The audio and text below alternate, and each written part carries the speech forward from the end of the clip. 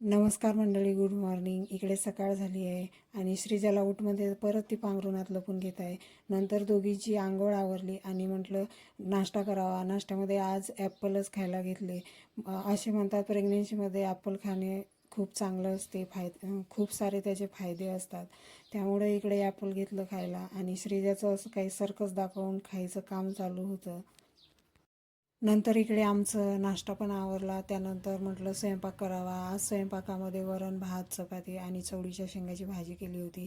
नंतर स्वयंपाक झालं, जेवण केले आणि थोडे भांडे धुवायचे होते, तर म्हटलं भांडे पण धुवून घ्यावं. आणि थोडं किचनचा पसारा पण आवरायचा होता, तो पण आवरून घेतला. त्यानंतर मी घराबाहेर पडली. आम्ही राहतो तिथंच समोर मोकळं रान आहे, तिथंच गेली होती कारण मला एक झाड शोधायचं होतं. मला भेटलं तर तुम्हाला नक्की दाखवते. श्रीजा बघा इकडे कशी पुढं पुढं चालली. बऱ्याच वेळ शोधल्यानंतर भेटलं ते झाड.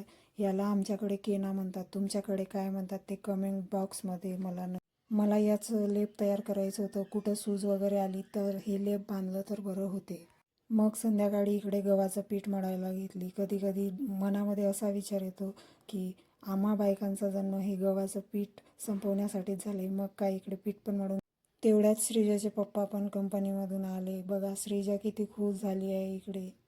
त्यानंतर चपात्या पण करून घेतल्या इकडं आणि पातळ मेथीची भाजी पण करून घेतली. श्रीजाच्या पप्पांना पातळ भाजी खूप आवडते. सो असा होता आजचा दिवस. परत भेटूया नेक्स्ट ब्लॉगमध्ये. तोपर्यंत बाय.